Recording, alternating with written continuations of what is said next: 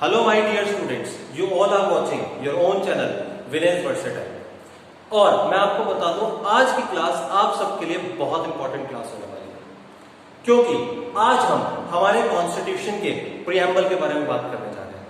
आप सब सोच रहे होंगे कि प्रियम्बल होता क्या है, तो मैं आपको बता दूं प्रियम्बल हमारे कॉन्स्टिट्यूशन का एक ब्लूप्रिंट है।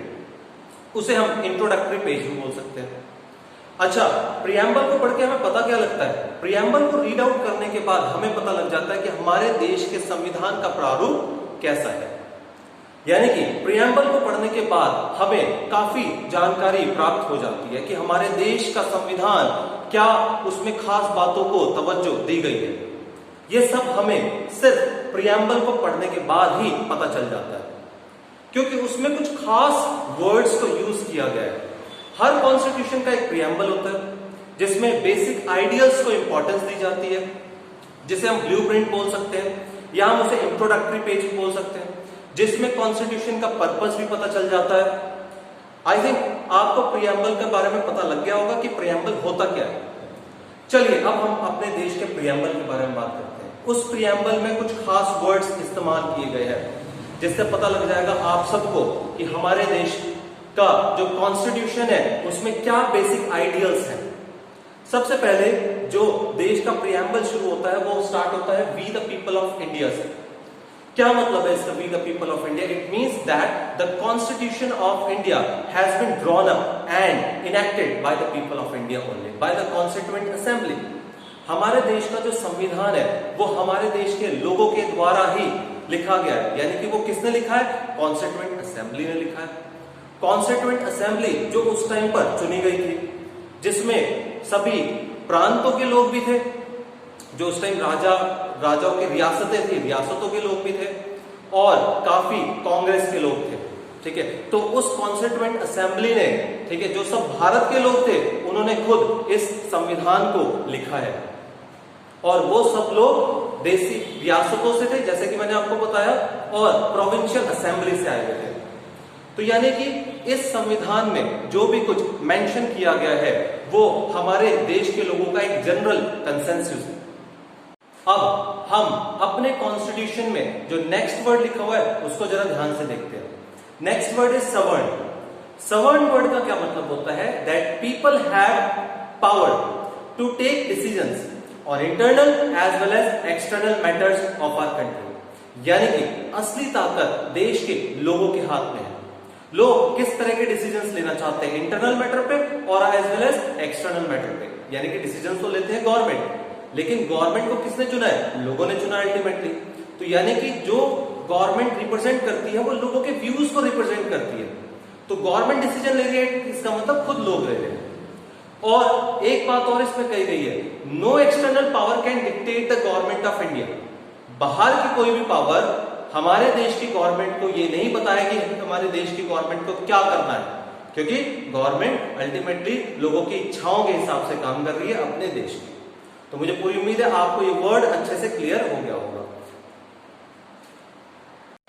अब हम देखते हैं नेक्स्ट वर्ड। नेक्स्ट वर्ड क्या है हमारे प्रियम्बल का? वो है सोशलिस्ट। सोशलिस्ट, इस वर्ड को जरा ध्यान से देखिएगा। सोशलिस्ट वर्ड ये बोलता है कि wealth should be generated equally by all the people, ठीक, and should be shared by all. जो पैसा है हम सब लोग कमाते हैं और हम उस सबको इक्वली शेयर भी करना चाहिए। और पैसा जो है वो मार्केट में रनिंग में होना चाहिए। किसी की जेब में पैसा टिकता नहीं है, आपको पता है। जो हम पैसा कमाते हैं वो हम किसी ना किसी रूप में खर्चते रहते हैं। वो आगे पर्सन खर्चता है, उसको वो आगे खर्चता है। तो इस तरह से पैसे का चक्र चलते रहना चाहिए। और इसी में एक बात और कही गई है, government should own the ownership of land and industry.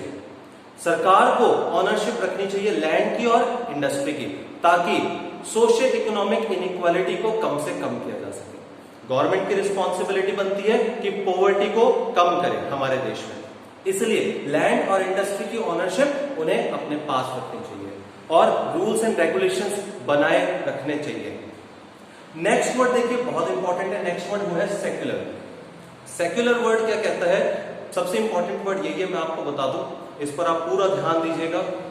Secular word क्या कहता है कि दैट वी हैव फ्रीडम, यानी कि सभी लोगों के पास पूरी फ्रीडम है, that they can choose their own religion. वो अपनी मर्जी से अपना कोई सा भी धर्म, जो भी उनका धर्म है, उसको वो फॉलो कर सकते हैं।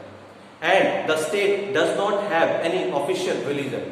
हमारे देश का कोई भी एक ऑफिशियल रिलीजन नहीं है, मतलब सरकार ये नहीं क्लेम कर सकती कि इंडिया जो है एक हिंदू कंट्री है, हिंदू राष्ट्र है, या एक सिख राष्ट्र है, ऐसा कुछ भी नहीं है।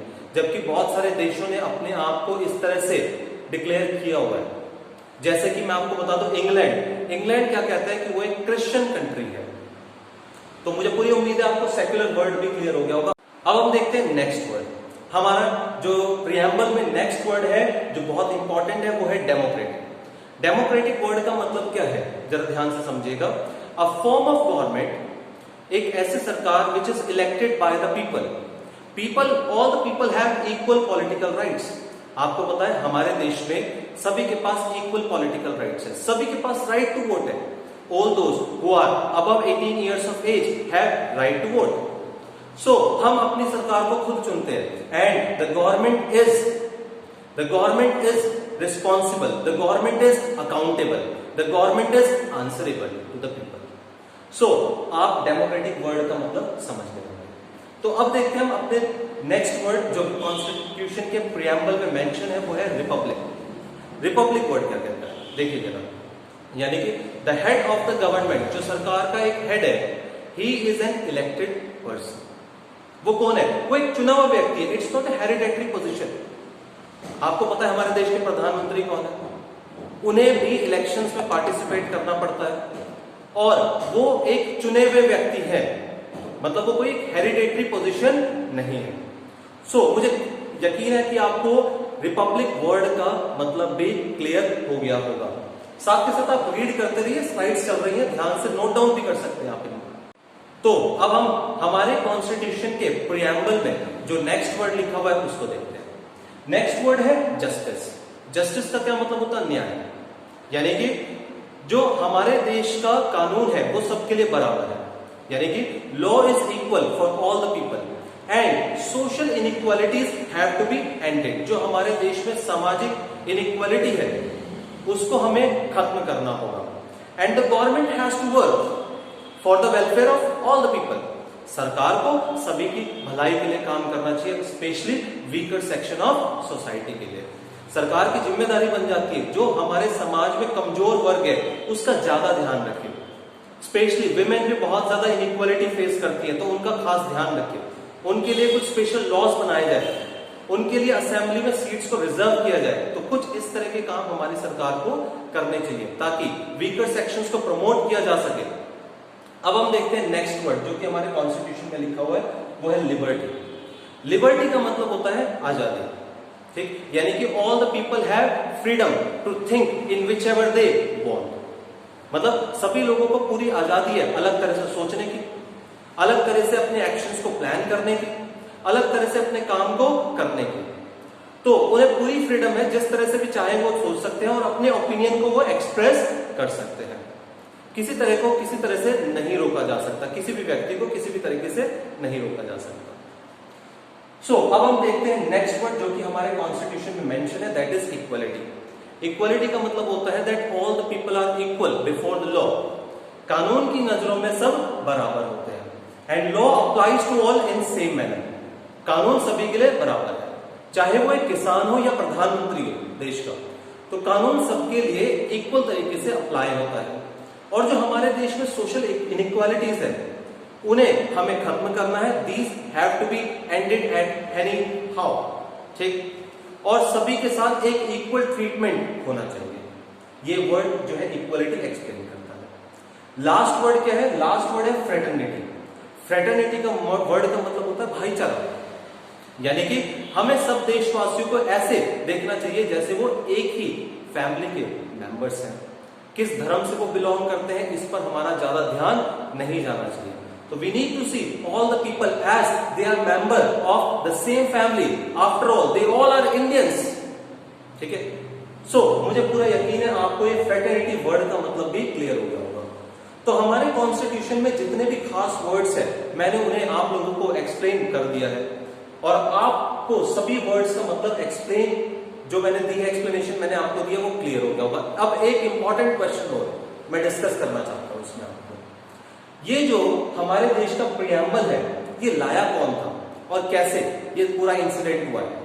सो मैं आपको बता दूं, पंडित जवाहरलाल नेहरू ने 13 दिसंबर 1946 को एक देश में एक प्रस्ताव रखा संविधान सभा के सामने, कॉन्स्टिट्यूएंट असेंबली के सामने, और वो जो ऑब्जेक्टिव रेजोल्यूशन जिसको हम बोलते हैं उसको पास कर दिया गया 22 जनवरी 1946 को, और ये देश के प्रियम्बल के रूप में अडॉप्ट कर लिया गया।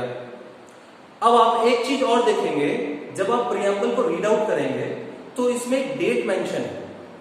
वो डेट क्या है? वो डेट है 26 नवंबर 1949।